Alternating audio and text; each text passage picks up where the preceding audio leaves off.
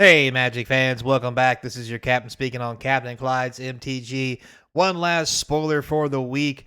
Well, we're going to have a pretty good weekend. I'm going to go check out a little Janet Jackson action on Sunday night. That's going to be rough since I got to work Monday morning. Anyway, don't forget, comment, like, subscribe, hit that notification bell. The comments down below will feed that YouTube algorithm and help keep us sponsor free. We hit 1,000 people. There's going to be giveaways, and every milestone after that, we're going to do bigger and better ones. So pony up, boys. Let's go. So we're going to do slots of 4 this time.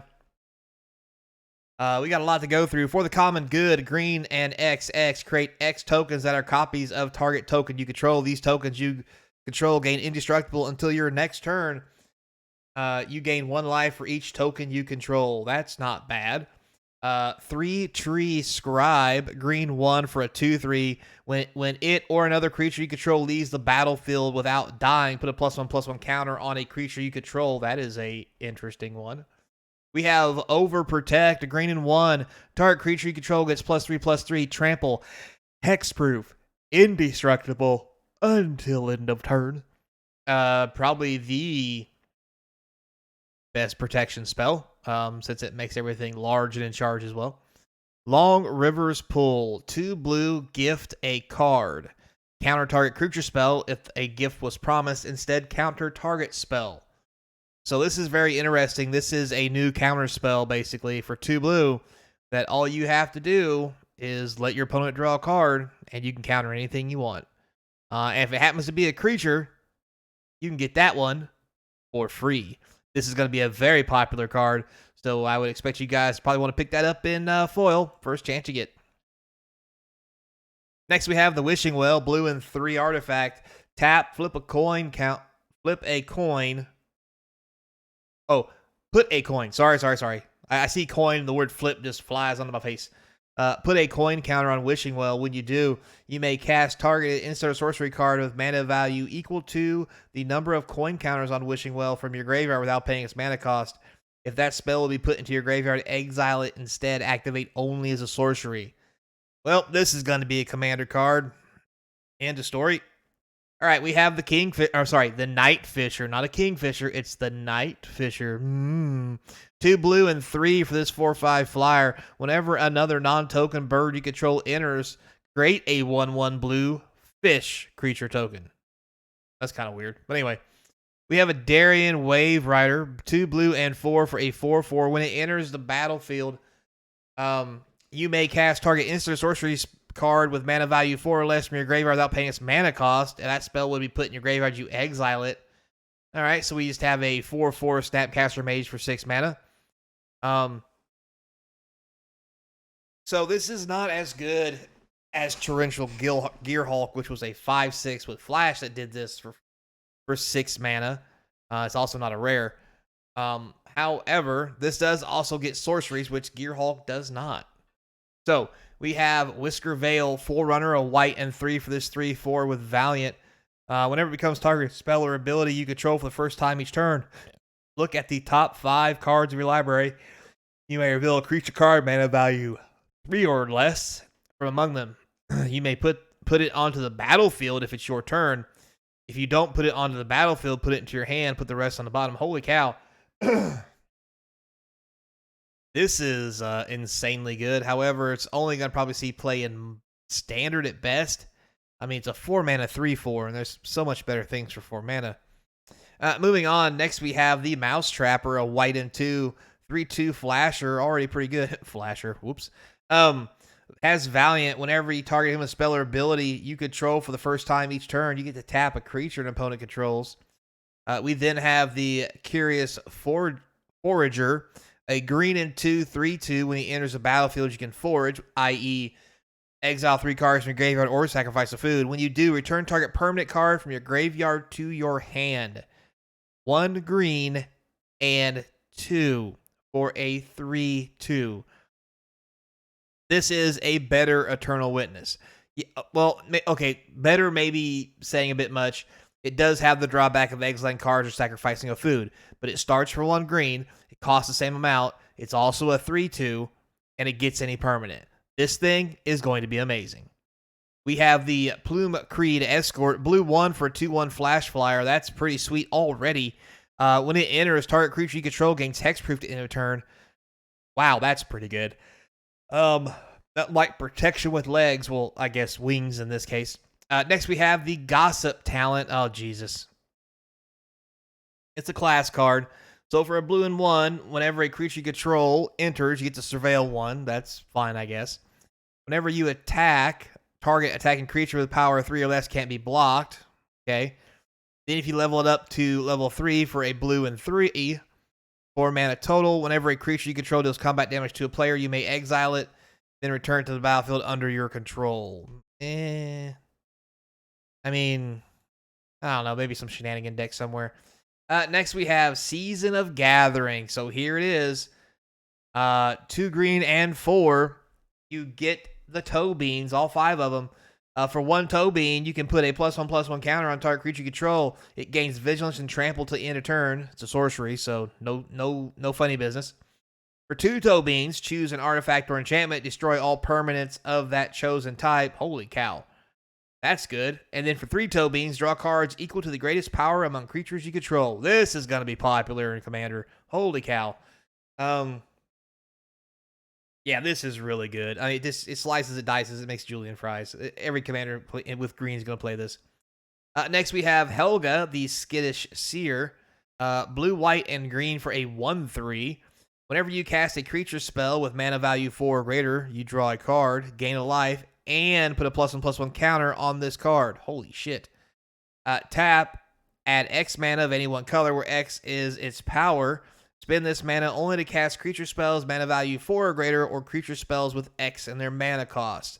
This is not only going to be a great commander, but a great addition to many commander decks. Next, we have Dark Star Augur. So black and 2 for this 2/3 rare. It has offspring of 1 black. So for 1 black, you can make a 1/1 copy of it. It's a 2/3 flyer. At the beginning of your upkeep, reveal the top card of your library. Put that card into your hand. You lose life equal to its mana value. Ew. I mean, that's cool, but like this could easily just kill you. It also could make you draw tons of cards. So, yeah. Well, next we have the Nettle Guard. So white and 1, 3/1 has Valiant. So whenever you target with a spell or ability you control for the first time each turn, it gets +0/+2, making it a 3/3 for 2. For 1, sacrifice it, destroy target artifact or enchantment. All right, so this is just going to be good in general.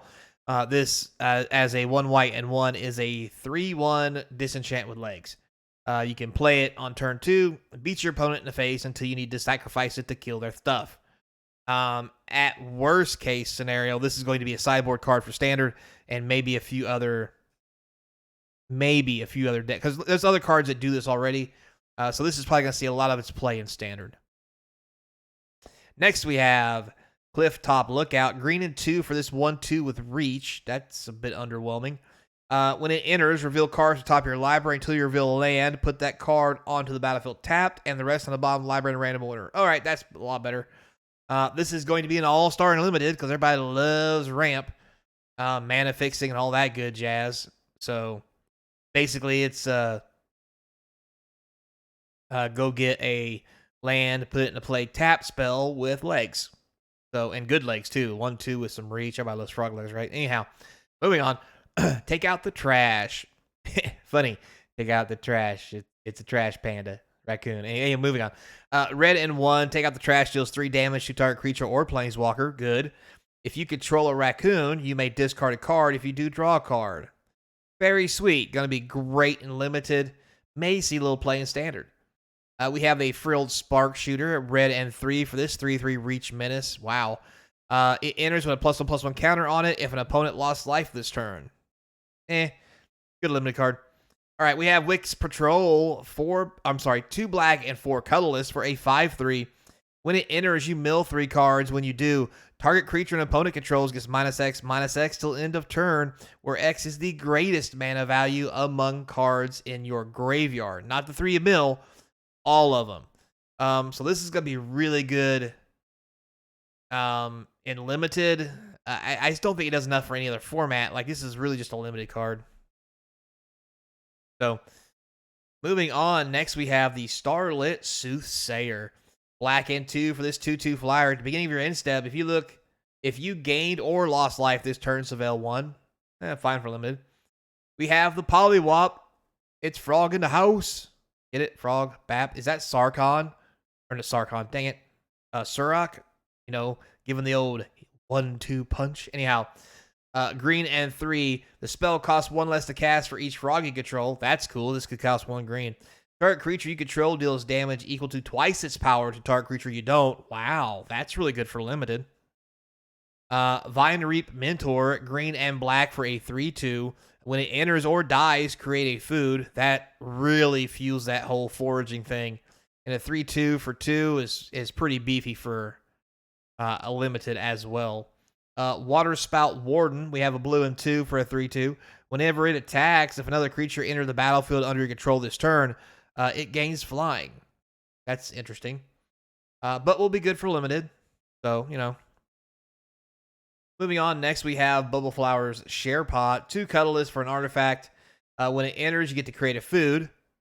For 5 and sacrifice this card. Destroy target non-land permanent. Activate only as a sorcery. Good for limited. Light Shell Duo, blue and 3 for a 3/4 with prowess. When it enters, you get to surveil 2. Another good limited card. We have Wax Wane Witness, white and 3 for a 2/4 flying vigilance. Whenever you gain or lose life during your turn, it gets +1/+0. That's kind of cool for limited. Maybe decent in a commander deck that does like a lot of life gain and stuff, but we'll have to wait and see. Hidden Grotto reprint. The old Hidden Grotto enters, you survey 1. It taps for a colorless and adds a mana of any color if you put a mana into it. Next we have Wick, the World Mind. Okay. Black and 3 for this 2/4 Rat Warlock. Whenever it or another rat you control enters the battlefield, create a 1/1 black snail creature token. If you don't control a snail, otherwise put a +1/+1 counter on a snail you control. Pretty cool. For a black, red, and blue, however, you can sacrifice a snail. Wick deals damage equal to the sacrificed creature's power to each opponent. Then draw cards equal to the sacrificed creature's power. God, that's gonna be good in Commander. Holy cow. That's yeah. Might not see a whole lot of play in Standard or any other format, but this is gonna definitely be something sweet for Commander. Then we have Into the Flood Maw. For 1 blue, you can gift a tapped fish. Okay. Return target creature an opponent controls to its owner's hand. If the gift was promised, instead return target non-land permanent an opponent controls to its owner's hand. It's fine. I mean, it's a limited card. Next we have Paw Patch Formation, green and 1, and you get to choose one. Destroy target creature with flying, destroy target enchantment, draw a card, create a food token. This is a green card. Green doesn't do draw, much like white, but it does. Anyway, this is going to be amazing and limited. Just an all-star card. It kills creatures with flying. It kills enchantments. It lets you draw cards if you need them while making food tokens like slices, dices, julienne fries. This does damn near everything. Next, we have Bandit's Talent, so another class. For a black and 1, when it enters, each opponent discards 2 cards unless they discard a non-land card. That's really good just from the jump. I'm just going to put that out there. Wow, is that good. Anyway, for 1 black, it goes to level 2 at the beginning of each opponent's upkeep. If that player has 1 or fewer cards in hand, they lose 2 life. And it's easy to do that because it took 2 mana to lay it. You probably got 1 to activate it. Then when you get to level 3, which is a black and 3 mana, 4 total, at the beginning of your draw step, draw an additional card for each opponent who has 1 or fewer cards in hand. I know this might not see a lot of play, but God, this seems really good. This is going to be probably a one of including all commander decks, because when you're playing against 4 other people, this just seems good. I mean, it probably gets you killed because it targets all the opponents, but, it says each opponent, everybody discards, everybody takes damage. You draw if any one opponent has 1 or fewer cards. So, this seems like a really good card for Commander. Anyway, next we have the Hearthborn Battler, red and 2 for this 2/3 haster. Whenever a player casts their second spell each turn, the Battler deals 2 damage to target opponent. Not bad. Decent for standard, good for limited. Probably a commander card. When it's all said and done, I could see this being a commander card. I mean, I know you might not agree with me on that, but like for 3 mana, I know it's only a 2/3, but it's that whole 2 damage to target opponent. Because you could actually have a player cast 2 spells on purpose so you can shoot somebody else to kill them. Like, the shenanigans will be crazy. I'm just putting it out there. All right. Next up here, we have this card. It is the Splash Portal. It's a 1 blue sorcery. Exile target creature you control, then return to the battlefield under its owner's control. If that creature is a bird, frog, otter, or rat, you get to draw a card. Very interesting. I don't know how many of those have cool enter the battlefield effects. We'll have to wait and see. Next here we have, if you can't guess, that is Otter Sports. Anyway, moving on. Won't go there. For blue and 1, it's a sorcery. Create a 1/1 blue and red otter creature token with prowess. Not bad. If this spell was cast from somewhere other than your hand, put a +1/+1 counter on that creature, and it has flashback of a blue and 3. This seems good enough to be in standard. It may be good enough, I'm not even going to lie, for a modern style deck that works off prowess because, sometimes you get land flooded, sometimes your creatures die. This gives you the opportunity to have more than one creature in one card. Now, I'm not saying that's the thing and it's going to be good and cool and all that other jazz, yada, yada, yada, but there's some potential here. I'm not going to lie. I do like it. Next, we have the old Mockingbird, or the Porto Buffardo. So, for a blue and X, you get a bird bard that has flying, and it's a 1/1. Now, you can have Mockingbird enter as a copy of any creature on the battlefield with mana value equal to or less than the mana spent to cast it, except it's a bird in addition to other types. So, this is a really cool copy spell, which is balanced out by, instead of just copying anything, you can only copy a creature, and you have to have enough mana that that was spent to cast the creature originally, plus 1 blue for your trouble. So, as cool as this sounds, I don't think it's going to be all that great. Now, next we have the Persistent Marsh Stalker, a black and 1 for a 3/1. It gets +1/+0 for each other rat you control. Yeah, this is going in that 60 card rat deck. Anyway, Threshold, whenever you attack with 1 or more rats, if 7 or more cards are in your graveyard, you may pay a black and 2. If you do, return the Marsh Stalker from your graveyard to the battlefield tapped and attacking. So, again, another good card for that deck. I mean, you can only play one of them, but I mean, you might as well play the one you get, right? Like, it's still a thing. We have Driftgloom Coyote, 2 white and 3, 5 mana for a 3/4. When it enters, exile target creature an opponent controls until this card leaves the battlefield. If that creature had power 2 or less, put a +1/+1 counter on this card. So it could be a 4/5. It just seems good enough for standard. Long River Lurker, blue and 2 for a 2/3 ward 1. Other frogs you control have ward 1. It's a frog fest. When it enters, target creature you control can't be blocked this turn. Whenever that creature deals damage this turn, you may exile it. If you do, return it to the battlefield. I'm noticing a theme here with these frogs wanting to blink in and out. So there must be a really good frog that either I'm not remembering, or we haven't seen yet, that when it enters the battlefield, things go nuts. Anyway, next we have the Husk Burster Swarm. Insect Elemental, so a black and 7 colorless for a 6/6 with Menace and Death Touch. I mean, it's on rate, but the cool part, it costs 1 less to cast for each creature card you own in exile and in your graveyard. So cards like this have been real popular for a long time with Delve. And now if you delve them, this card counts the cards in your graveyard and the ones you delve. It's a 6/6. It's got Menace. It's got Death Touch. It's bigger than can be Fatal Push. It's bigger than can be Bolted. This card feels like a modern / legacy card that's going to start taking shape. We'll have to wait and see. But mark my words, this foil is probably going to be expensive. Next, we have Harnesser of Storms, red and 2 for a 1/4. Whenever you cast a non-creature or otter spell, you may exile the top card of your library. Until the end of turn, you may play that card. This ability only triggers once each turn. Well, thank God for that. Just okay, good enough for limited. We have the Bark Knuckle Boxer, green and 1 for a 3/2. Good. Whenever you expend 4, which is, spend your first 4 mana every during your turn, it gains indestructible to the end of turn. I mean, that's fine. Not fantastic, but it's still a thing. It only happens during your turn. It's not big enough that it can't be stopped, but I mean, you put like an armadillo cloak on this bad boy. It's coming in. It's going to be house. Anyway, Starfall Invocation. 2 white and 3, gift a card.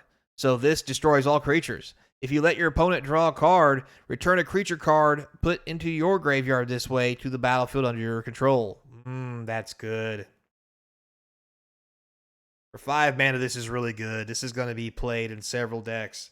I guess the drawback and the caveat is most decks that do the board wipe thing don't have a lot of creatures. So the normal 4 mana Wraths will probably be fine. However, in Commander and places like that, this will be very popular. We have the Moonstone Harbinger, black and 2 for a 1/3 flying Death Toucher. It's actually pretty sweet. Whenever you gain or lose life during your turn, bat you control, get +1/+0 and gain Death Touch in their turn. Oh, it only triggers once each turn. All right, you can't go nuts with it. But still, pretty sweet for limited. Not going to lie. I mean, flying Death Touch is basically removal of wings. So, all right, guys. Thanks a lot for watching. I appreciate it. I do have content to make for this weekend. So, don't worry. We will be around. Until next time, be kind. And as always, I hope to see you across from the game table. On to Janet Jackson.